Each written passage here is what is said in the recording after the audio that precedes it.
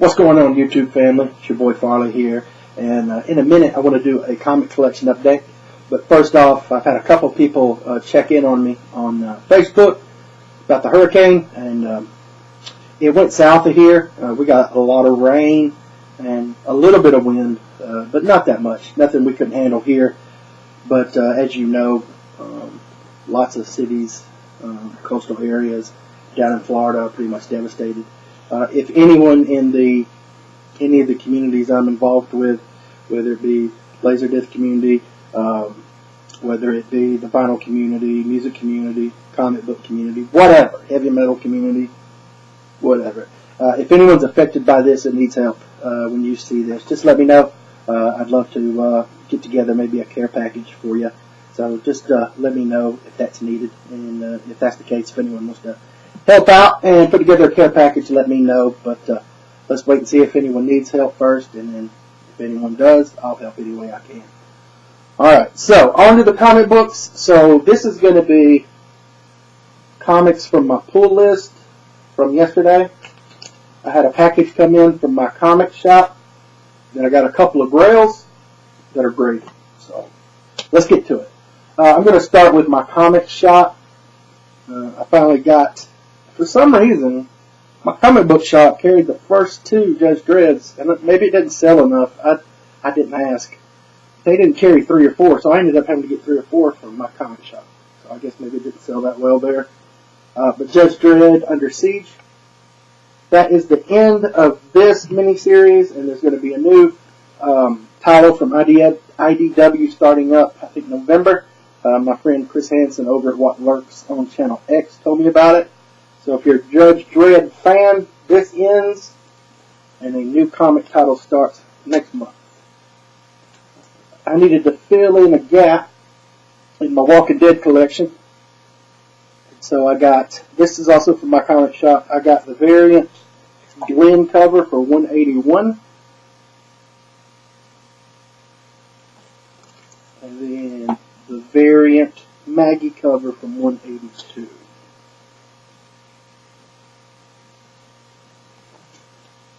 And then I've got the latest A Walk Through Hell. This is one of the best comics going right now, in my opinion. Garth Ennis, my favorite writer, is writing this series. So this ends the first story arc on this, and it's going to continue going. Thank goodness, because I thought at first it was just going to be a mini-series. But yeah, this is just a great, great comic. If you like dark titles, I don't know if I call it horror, but definitely a thriller type. So, all right, and now from my local comic book shop, these are going to be pull list items plus just a couple that I picked up that I saw. This is going to be the Dollar True Believers. These are going to be What If. What if Dr. Doom had become a hero? I love these What Ifs. Usually they're well written. There's been a few duds, don't get me wrong, but I like the idea of reimagining, things that could have happened in the Marvel universe. So Dr. Doom, he would struggle with Mephisto, and he would suffer as no man has suffered before. These are a book. Can't beat them. They suck, you only spin it up. And then what if Spider-Man had rescued Gwen Stacy? Now these are True Believers. I think there's actually a brand new What If that started. My comic book didn't have it, but I think it's What If Peter Parker become the Punisher, and definitely I got to pick that up. So I'll probably be ordering that online soon. They had a new reissue of #1 Walking Dead. This is one of those comics that's priced out of my budget, so it was cool to see a new one issued. So I'll pick that up. And the Infinity Wars #4. For anyone reading this series, they've got some tie-ins. Sleepwalker, which was really good. There's a few more. But they've also got the Infinity Warps. And I don't know if they're classifying them as a tie-in. I'm not picking those up. But basically, it's the universe gets folded in half by Gamora in the Infinity Wars. And so characters become two characters in one, and that's just not appealing to me, especially, I think there's somewhere 8 to 10 new characters, not new, but two characters combined into one. So, yeah, I'm not going to pick that up. But I do enjoy the Infinity Wars and some of the other tie-ins. Picked up the second Elric, the White Wolf. The first issue was really, really good. So I'm excited to see where the story's going.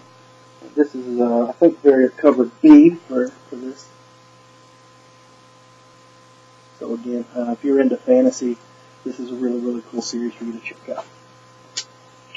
And Venom, the second best story, in my opinion, going on right now is this Venom. This is art by Sujin Jo. Really, really cool. I love that blue. I don't know if you can see that very well, but that blue. And I've said numerous times, it would be a blast if you had art skills. I don't, but if I did, to draw Venom, you could do so many different variations on him.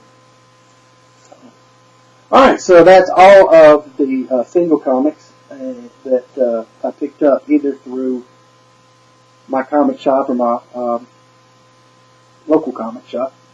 Next, I got two Grails graded.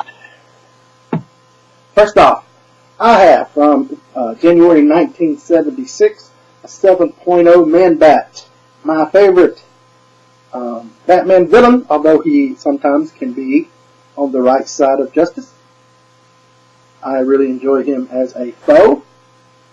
And sometimes some of these bats are cool. Do you remember the shrunken head? I remember these being on the back of some comics that my brother had. I just think that's cool. So, this is from 1976, 7.0. White pages. Another reason why this is a Grail. This is a Ditko cover. My second favorite artist. And my favorite artist from the older eras of comics. Steve Ditko. Love it. So, it's got his art inside. On the cover, though, this is Jim Aparo. But love Man-Batman. I've always been a fan of it when he was in an issue of Batman. And then I've got Walking Dead 144. This isn't that old. When did this one come out? This was July 2015. But this has the most deaths in a single issue of reported characters. And when I talk about walkers dying, I'm talking about actual characters in the story, including 3, or maybe even 4 if you count. I don't want to say because some people may not be caught up. So since it wasn't that long ago, there's what I consider to be 3 major characters die in this issue, and then 9 more minor characters die, but the way they die, and the fact that 3 of them, at least 2 really was shocking. I know it was for me. But anyway, Walking Dead, this is 144, this is a 9.8. And if you speculate in comics, this would probably be a good spec issue for you to get. It's still reasonably priced. It has gone up, but you can still get it at a reasonable price. But again, you've got a total of 12 character deaths, 3 of which I would consider to be major characters and 9 of which would be minor. Some might even say 4 major characters, but I'm going to just say 3. But yeah, it's a very, very important issue of The Walking Dead. It precedes the Whisperer War, or really it's the catalyst for the Whisperer War, so it's a big event as well. So if you speculate in comics, I think this would be one for you to consider. But I got it because how important the story arc is, and this issue and the deaths that are involved is just it was shocking. Also an important turn in the comics to a brand new, a brand new series, a brand new cast of villains, and a war, and really, really well done in the comics, I think. So anyway, Alright, I've blabbed on for 10 minutes, which is like 6 minutes more than I usually do. So those are my comics, and thanks as always for watching. And again, if you're in the path of the hurricane in Florida or even South Georgia or wherever, and you need assistance or anything, and I know you probably don't have internet, but if you see this later or somebody tells you about it or whatever, if there's anything we can do to help, or if I can do to help, let me know. I'll see if others want to help, but I would love to send a care package if I could to help out any way I could. Alright, take care everybody. And let me know what you think about the comics down below. Probably out.